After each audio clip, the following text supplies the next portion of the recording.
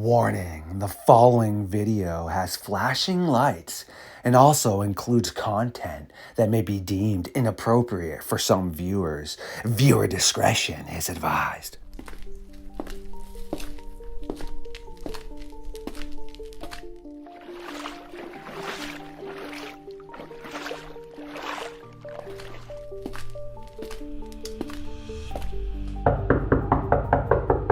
Brown Dwarf, you again have found your way through the darkness and into the fox den for another episode of Midnight Lycanthropy here on LordeStarfox Radio. Yet I am very hungry.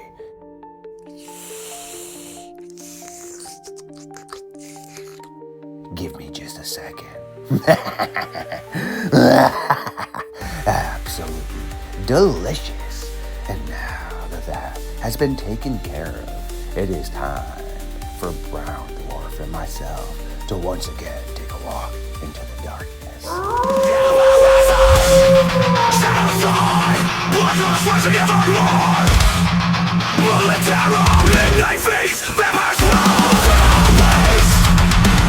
Stood up. I said, oh my god, it's a werewolf. And everybody in the car freaked out.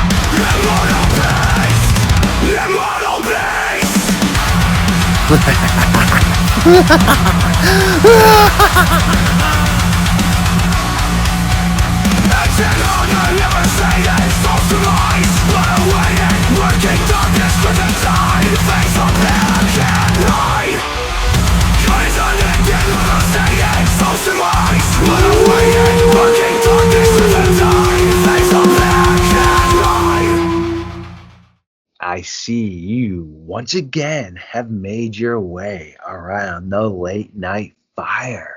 Yet we have another guest on the way. Brown Dwarf has also made his way through the foggy, dark, and dense forest to sit down and burn the late night timber with us as we once again read a few chapters from the Midnight Society book. How you doing tonight, man? Long time no talk, eh? Greetings. Yeah, man, it's been a minute since the last time. Star Fox, how you doing? I'm doing pretty good, man. And to the audience, yes, you haven't heard from Dwarf in a little bit, but I do get to text him quite often. So, I mean, it's not like I don't get to speak to him, but yeah, he's a busy dude. So we only get him on here, whenever he gets some free time. And I've been good, dude. What about you? Yeah, no, doing good, staying busy. And yeah, it's awesome that we've been in touch through text and stuff like that. And hopefully we continue that. There's just so much to explore here. And yeah, I got my hands in different pots and stuff and a lot of stuff cooking up. And it's exciting time right now.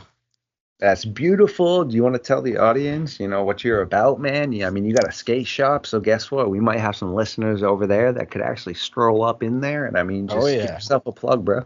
Yeah, definitely. Thank you. People are definitely welcome to the shop. Yeah, I go by Brown Dwarf online, and yeah, basically started with the whole Bigfoot topic, and throughout my journey, some UFOs got thrown in the mix, and some other strange anomalies happening, and began documenting this stuff and diving into these different rabbit holes, and it's been a quite a fun ride and interesting and creepy as well. And yeah, glad to be back on with you. And also, yeah, we're over here in sunny Southern California. I know you told me it's, I believe it's snowing up your way, right? Uh, yeah, out here it was 75 degrees, if you could believe that today. So it's pretty warm, but at night it's been dropping, and yeah, things have been strange. We got a big old earthquake in the northern part of the state yesterday. It was a 7.0, and it was actually in Humboldt County, where I base most of my work out of. At the moment, we're in Los Angeles, but my son's up there, so he felt the earthquake. I had to check in with him and check in with family and friends throughout the county. And yeah, scary stuff happening. They had a tsunami warning, and it was soon called off. But yeah, it's real stuff happening out here for sure. Jeez, oh man. Well, I'm glad you're all right. And that is definitely straight up pretty gnarly. And Oh yeah, I'm yeah. up here in the Northeast, dude, and it's pretty cold at the moment. I mean, I'm a hockey guy, dude, and people are like, "What? Why would you ever like a sport that you go in and you freeze your butt cheeks off?" I mean, it's just what we do. It's what we like, but still, I mean, being frozen all the time isn't good. I mean, we do come inside and thaw out afterwards, so I mean, it's not like we just consistently, freeze. But yeah, hockey's a way of life up here. But to what you were saying as well, correct me if I'm wrong before we start rolling in some pretty interesting stuff. Isn't California just one large potential earthquake away from just like breaking right on that fault line? I remember Yeah. hearing that a ton back in like high school and stuff, and Oh obviously I yeah. still hear about it when Well, I nerd out sometimes. yeah, I've always heard that throughout my life. People talk about the big one, and I've experienced some pretty big shakers out here. Actually, one major one that people might remember was the Northridge earthquake in Southern California. I remember that one clearly, and a bunch of other ones. I felt some up in Humboldt County as well. There's three plates up in off the coast of Humboldt, or in the Humboldt area in Northern California there, and they call it the trifecta. And I'm sure that's somehow all connected to the San Andreas fault and all that. And yeah, there's been talks about us breaking off into the ocean and becoming an island again. And I say again because I don't know. There's been some maps as of late that I've been checking out, and some of these maps are real strange and old world type stuff. And you get to see a lot of different land masses that are no longer around or are around and now like change names and stuff like that. Really strange maps, like I'm saying. And there's some background city sounds for you there. Um, yeah. So in this map, it was depicting and hold on, what were we talking about here? That kind of that sound threw me off. There was something about the maps that I wanted to point out, but lost my train of thought. And that might happen here and there. But if You're you, all if good. you No, you were remember, just let me talking know. about like more or less with the maps about how there's some like land masses and such and just Yeah, there's areas that you something found else. interesting. There was something else, and it'll come up to me. I'm sure at some point, probably after the show, which happens a lot of times. But yeah, we'll get back into these maps, but it all has to do with what we're talking about here. Anyway, Also, I mean, obviously, I'm not gonna put it in there. Hashtag stoner life, right, bro? I you know how mean, that goes. yeah, dude. So, well, I got some great stuff for you before we dive into what we're going to speak about. I actually recently, because one of the times we linked up, you had spoken about some of the tie-ins with the homeless people missing and such, and potential strange canine sightings. And I mean, that did occur back in Michigan. I don't know the exact time frames at the moment because I don't have my book open, but it's occurred. Yet recently, though, I do know there are feral dog packs that are running around. Usually, that's something that happens in third world countries and a lot of countries that are unfortunately poverty ridden. You notice that, but here I've heard about it as well. But again, I mean, I'll use an example. I'm from New England and I spent a ton of time down in Boston. I don't really see how a large pack or even a pack of feral dogs could last down there. I mean, you got the police and you got so many people with firearms up here and stuff. And like, Hmm. I don't know, man. I just don't see how in Boston a large pack of feral dogs could be running around. Now, if an area, I guess, was potentially abandoned and didn't have police force and such, sure. So, more of the reason I'm saying that is this girl or woman very well could have just been attacked by normal dogs. But in a Portland homeless encampment recently, Portland, Oregon, this woman had her arm ripped off and also her ear by a pack of supposedly feral dogs, is what they're saying it was. And there's a couple different reasonings. I mean, sure, depending on the size, but ripping, I mean, that would mean one of the arms would have had just been like attached by nothing to fully have been ripped off, and then the ear and Hmm. such. And I don't know, like, why didn't they unalive her? Super weird, strange stuff. And some of the people said they were large, weird looking kind of canines, meaning like colorations and such. I don't know. Could be, like That's I said. strange. And Yeah. was that out of a homeless encampment too? Because you did mention Yes. Portland, and I know Portland does have a big issue with that right now. And yeah, that's a trip. What comes to mind too is recently Jessica Jones had a guest on from the Fresno area of California, and Fresno has a lot of high strangeness.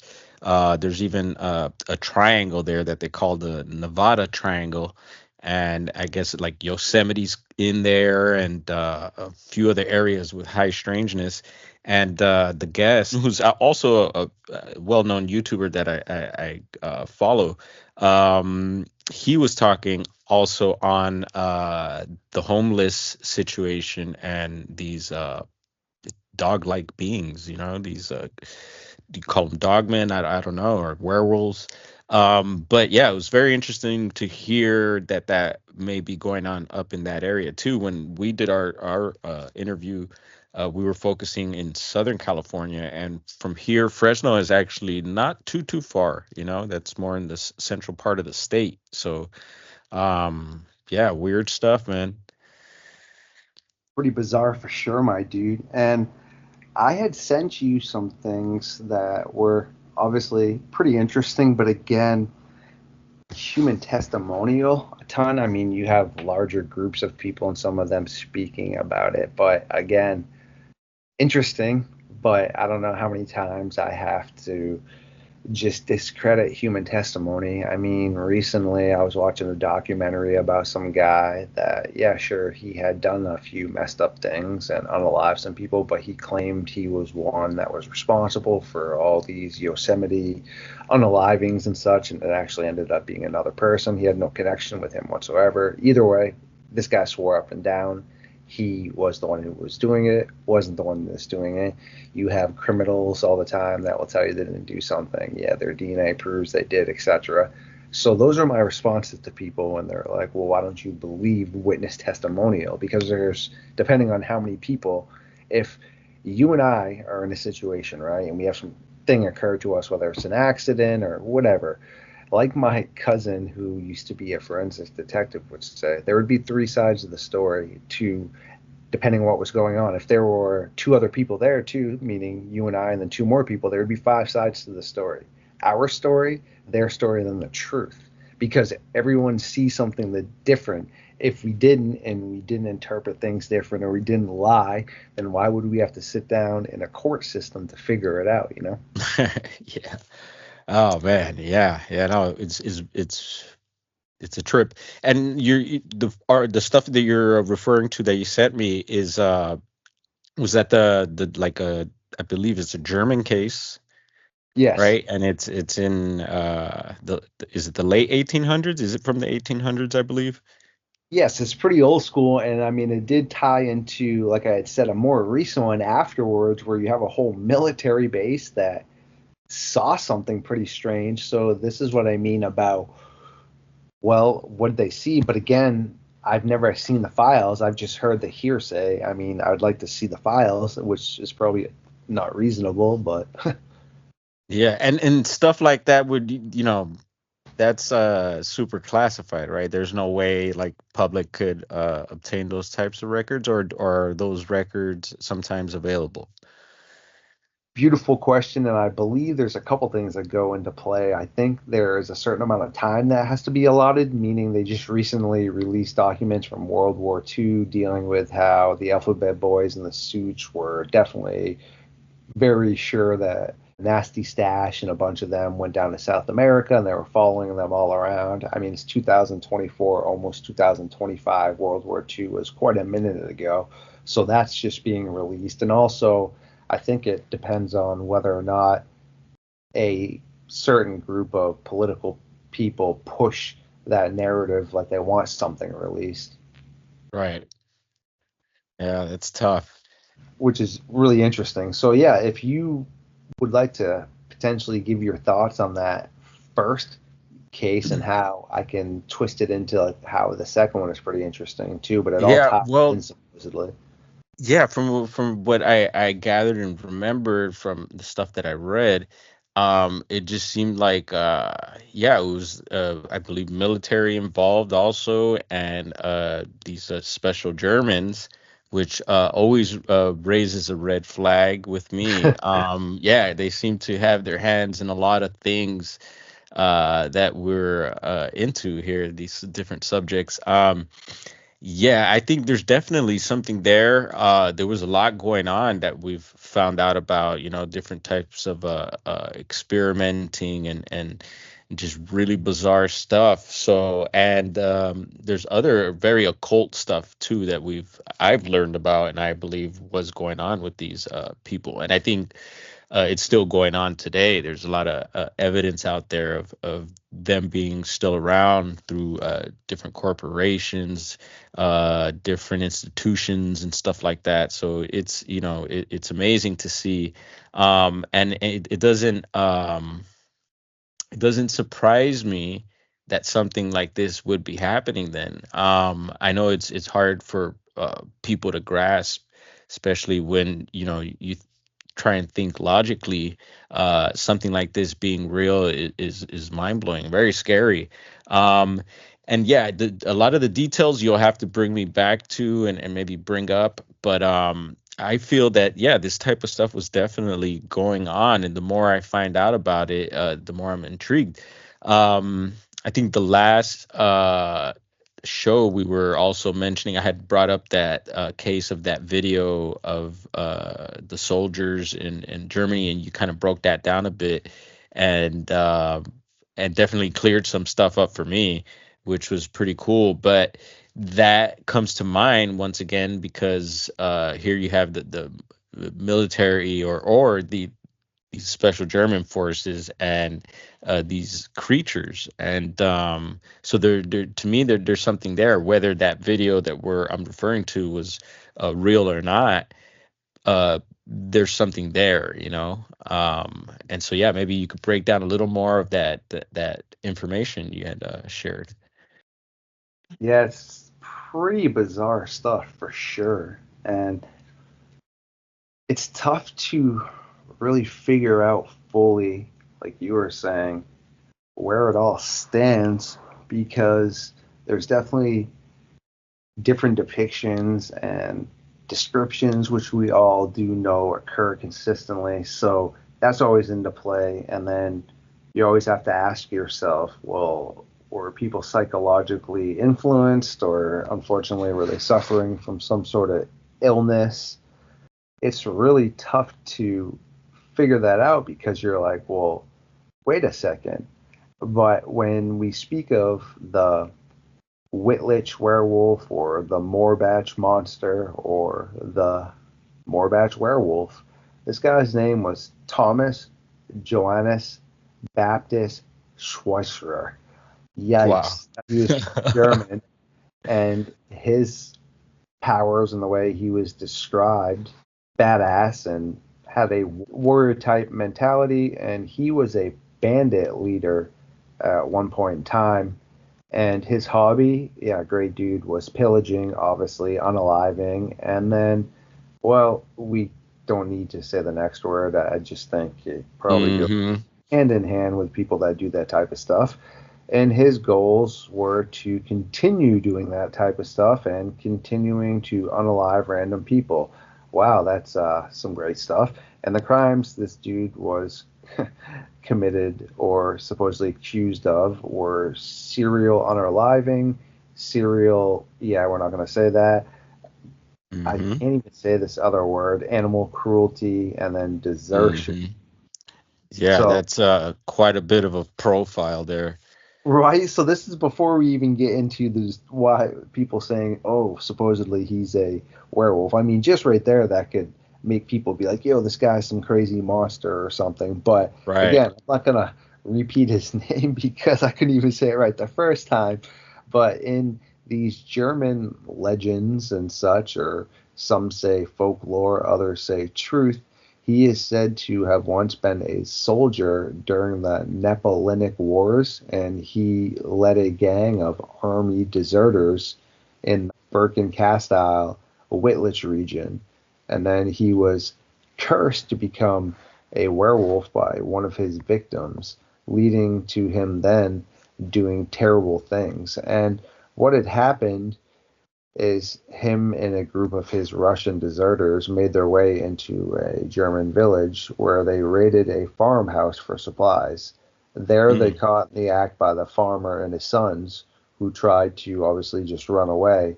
Well, no, this guy decided to smoke all them in cold blood. Good stuff. And then Whoa. afterwards, as the farmer's wife was angrily cursing Schwarzer that he would become a savage wolf at the full moon, he then decided to unalive her by slowly crushing her skull. After all this, I mean, it sounds like he had done some sort of behavior like this before, but even after all of this, people that knew him well said over time he had basically just started to become more animalistic. He had become more savage, looked like he was becoming more animalistic as well. And they ended up kicking him out. And, well, that was pretty much the end ish of this beast in that area until 1988, where it could be obviously a separate animal or being, but is still being classified as the Morgage werewolf. And I'll dive into that in a second. Whoa. Yeah. So, what comes to mind when you mentioned the curse is how I earlier mentioned about those special Germans being into the occult. And so there's some sort of, I guess you could call it spirituality with some of this stuff I'm noticing. And but yet it's being mixed with like modern warfare, it seems. So there's some sort of connection there with this dark spirituality or black magic, I would say, and these creatures and obviously the Germans that were involved with this. So yeah, it's they were definitely tapping into something, and there was things that they were looking for as well, that I find very fascinating. I heard there was yeah, trips to certain parts of foreign countries where they were looking for certain things, and yeah, it makes you wonder what they may have found.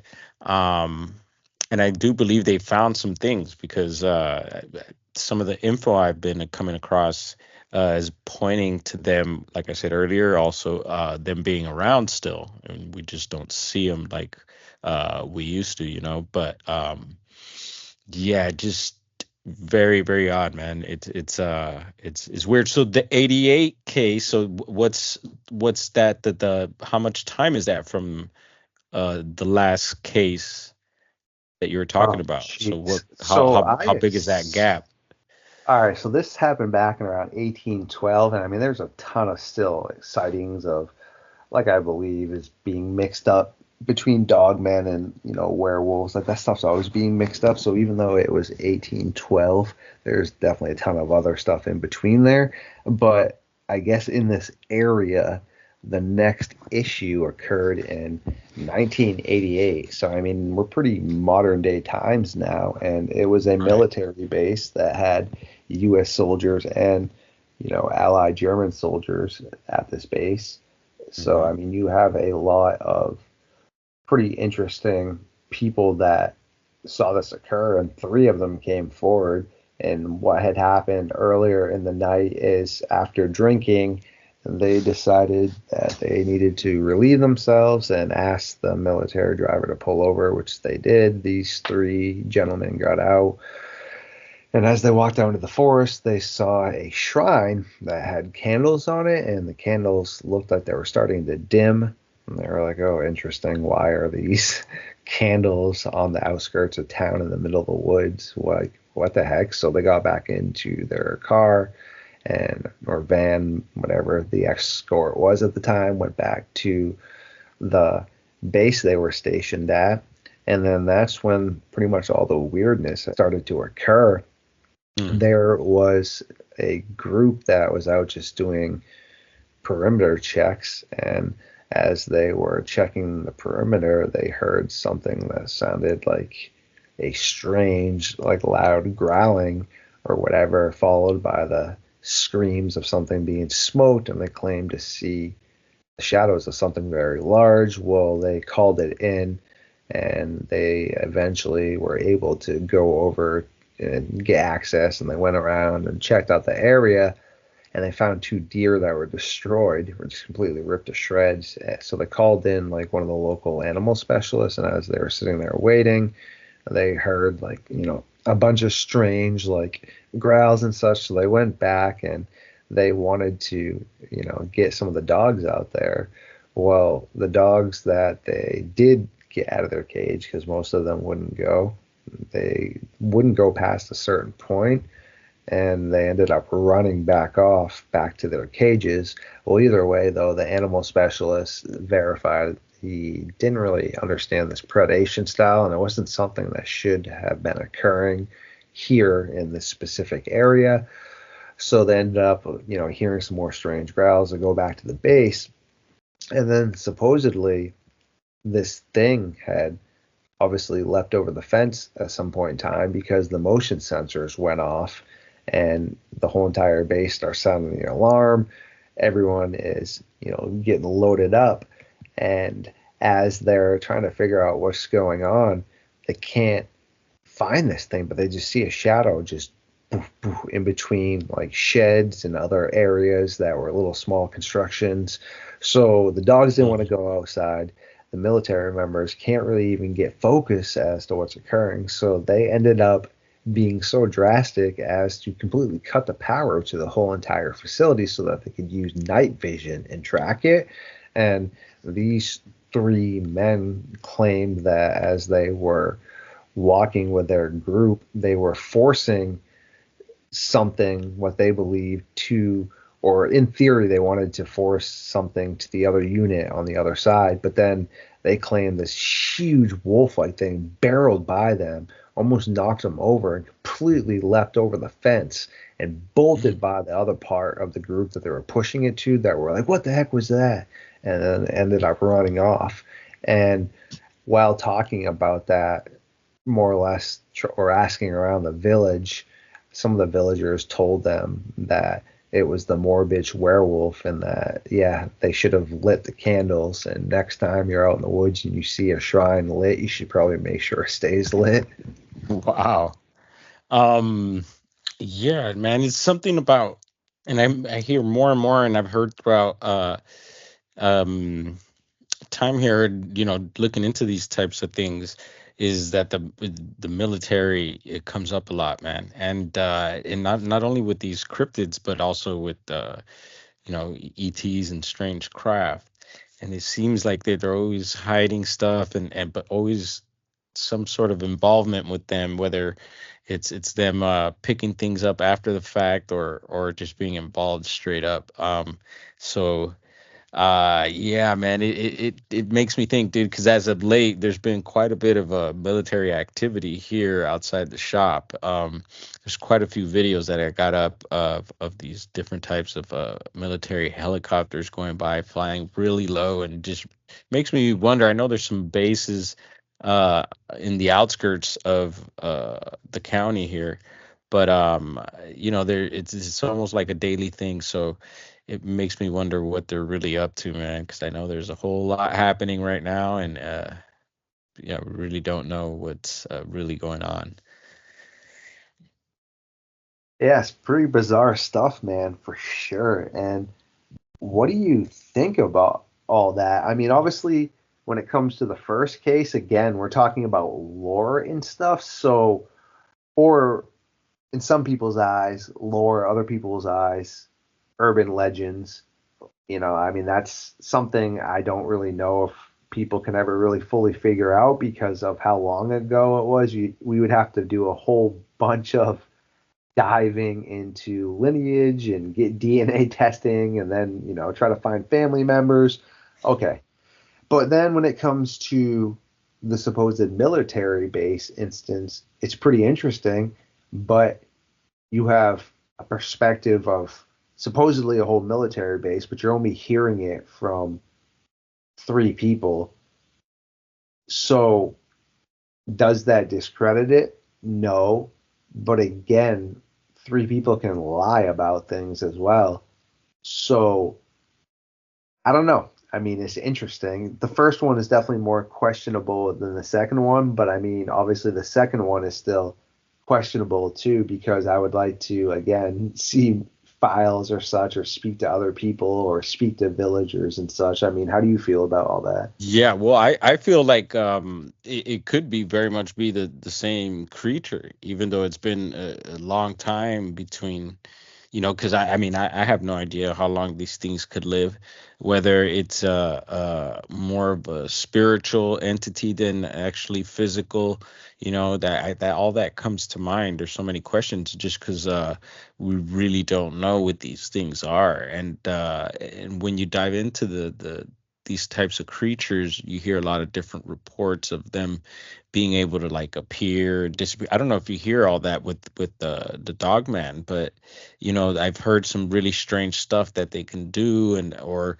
that they move a certain way that's just not normal. So I think there's once again a spiritual aspect to this, and if that is so, then could these things uh be present or live, if they're living, a lot longer than, because we're probably looking at it through human time and a human perspective, right? So they're probably going to live as long as a human is that uh, type of thinking. I think we when we look at these things, but we have no idea because we don't know what these things are and what they can do. We have an idea, we have theories and stuff, but so could it be the same creature from before?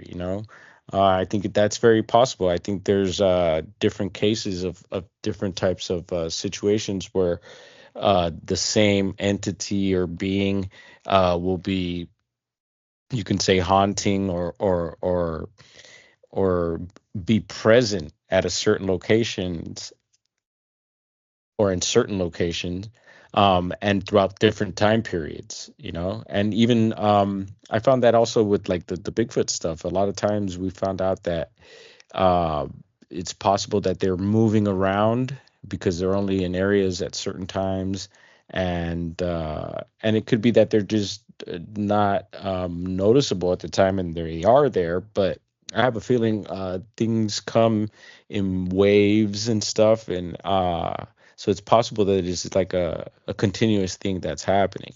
So yeah, to prove it would be, yeah, quite a bit of work for sure. But yeah, I think with certain information and evidence, you can kind of more or less put something together that'll point to a theory like I'm throwing out, or other ideas people may have. But yeah, that's where I'm thinking. It's great stuff right there, man, for sure. And an interesting take on why you're finding the Sasquatch moving around is because, I mean, again, I will definitely anytime talk about that with you on your podcast, on the other one where I talk about some other stuff, stories for bedtime. Here, I try to keep things, more Dogman based and such. But Right. same thing with, like I said, why they're moving is they're, I believe you have some ape versions, and meaning, just known apes that have escaped. Also, potential relatives of the Gigantopithecus. I do believe Neanderthals potentially have a high ratio of kicking around as well. And also, maybe some of our ancestors along the lineage that we thought went extinct that didn't, that would fall into the way they look. I'm referring to Sasquatch and such, but they're all omnivorous, just like a bear and such. So they would move around at certain points in time a ton, meaning once your season is over, like you were saying. So if they've harvested everything, or that type of, the summer's coming to an end there and then go to another area, that would explain a lot, because obviously once that season ends and things are omnivorous, they're going to go to the next area because they're not just consuming one thing. Whereas like a wolf or something that's just eating meat is always on the prowl no matter what. They don't really stay in one area because sure, every once in a while you might find one area where a ton of prey items are, but usually prey items are spread out, which is why wolves have a huge ratio and panthers and mountain lions all have a big ratio. But when you look at bears and yeah, potentially like yourself, what you're saying, and some of the other people with the Sasquatch, why at certain seasons and points in time they're spotted in different areas more. I mean, that's pretty interesting for sure because when it comes to like the Dogman sightings and such, they're all around. Which, again, if it is something canine based or hyena based or like predators like that, it would be all around because they're eating meat all the time. Hmm. Yeah, no, it's definitely something I kick around in the brain. And yeah, and then what about the spiritual aspect that I was pointing out? Any thoughts on that? Yeah, so we can definitely, dive into that some more too at a point in time because I have some previous stuff where I've spoken about that a lot. I believe the occult is really responsible a lot for the potential werewolf aspects, if there is any sort of truth to the werewolf. And if you look at like Heinrich Himmler and the Dirty Stash and all them, they were everywhere there was a cult type activity. Okay, you could find them there. And they had 13,000 books that were recently found in a bunker where they were studying these type of things. They're a Castle Hauska, and they speak of strange humanoid, dog-like, goat-like, Jersey Devil-like things being summoned up through the bottomless pit of Castle Hauska. So yeah, I think sure if there is going to be that type of demonic entity, and if that's able to be occurred, then that's like the occult type stuff, like the dark magic, like the skinwalking, the Nordic type berserkers. I mean, there's differences between a werewolf and a skinwalker, but it's very similar with the type of stuff you have to do, whether you're becoming either of those or a werehyena down in Africa. You still need to own the pelt of the thing or animal oil, Hmm. etc. But when it comes to like the cynocephaly and some of the other sightings, I mean, it didn't seem like these things had any really sort of magical power. I mean, they were hellacious warriors that Alexander the Great said he preferred to be with them instead of against them, but they could be unalived. I mean, but when they came down to trade, they lived up in the mountains in caves and would take a while to come down.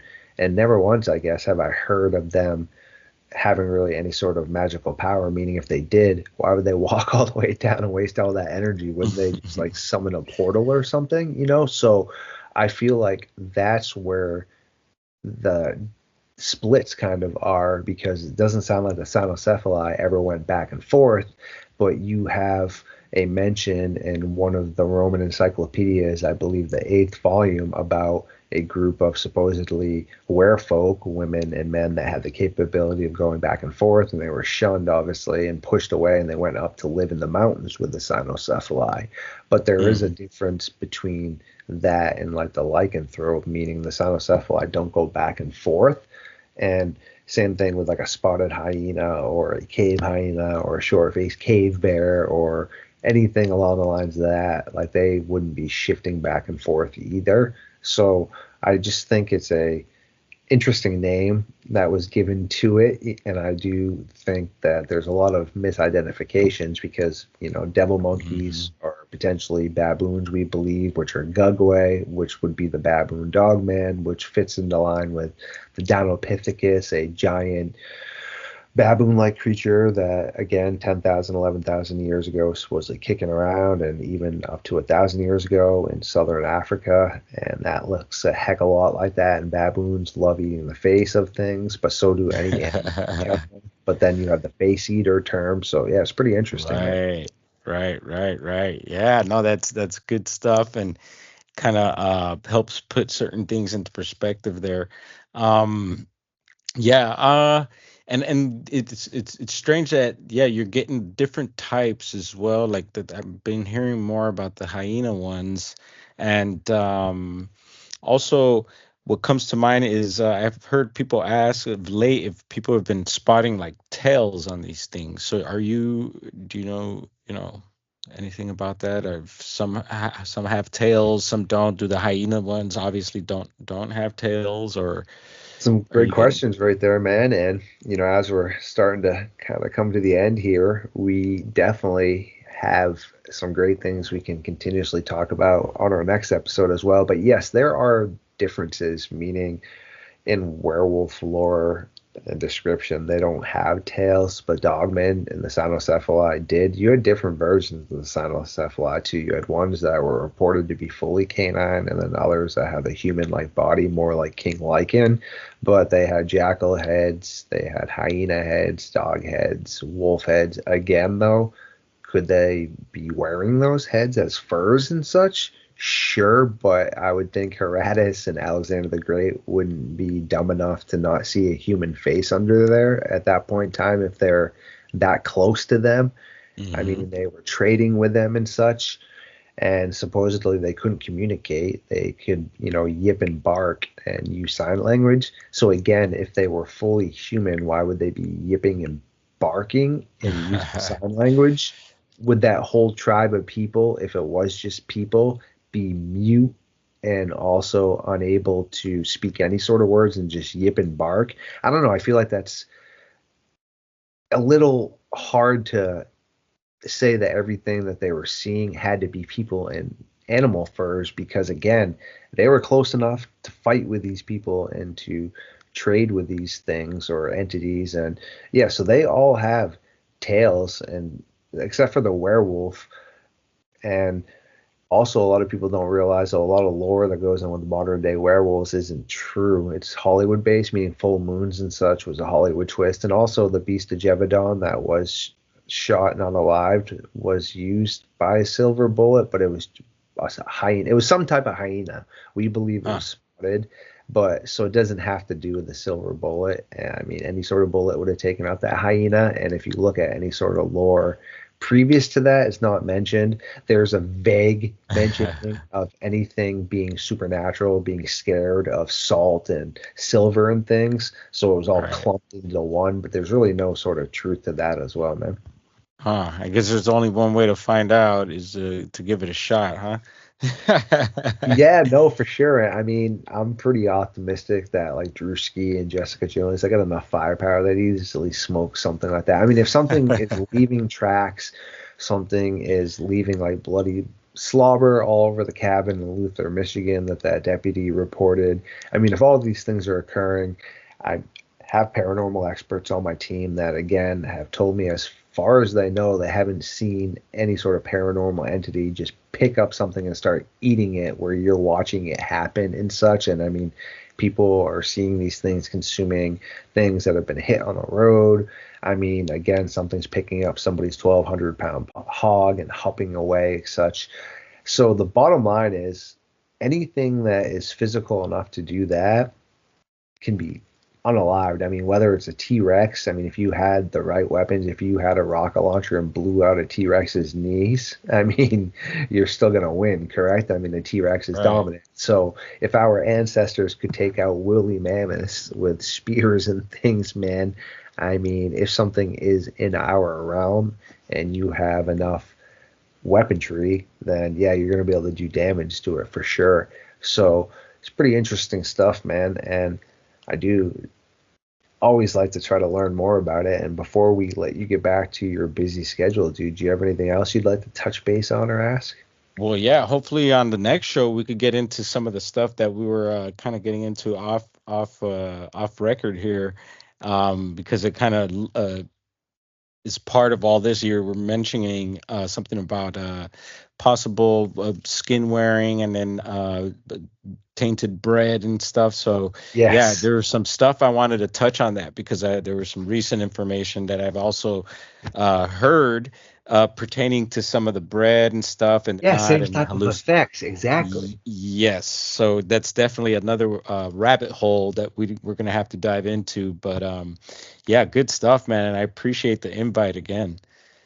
No, dude, I appreciate you a ton. You are one of my buddies inside and outside of this. So if I can ever help you in any way, obviously I shall. And to the audience, what Dwarf was mentioning too is, yeah, we will be back in Germany, but there was a group of reported to be at least 100 supposed women. Yes, the werewolf women that were running around. And all right, sounds interesting. And a couple takes could be them wearing furs and such. So sure.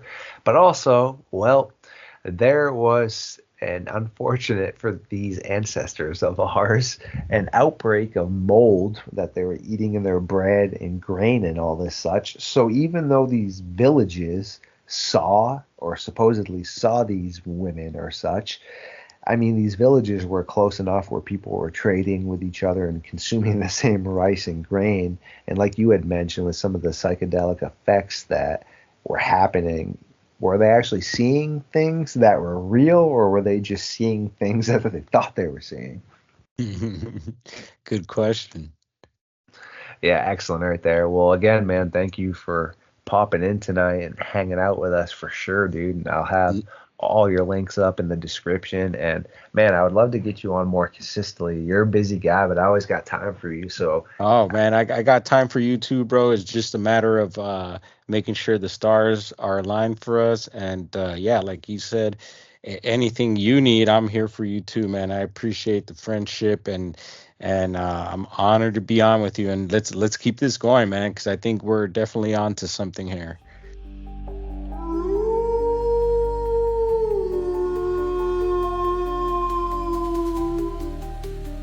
Ooh, you legends, you. If you did make it this far tonight, I truly do appreciate every single one of you. Please like, comment, subscribe, and share. Feed the algorithm.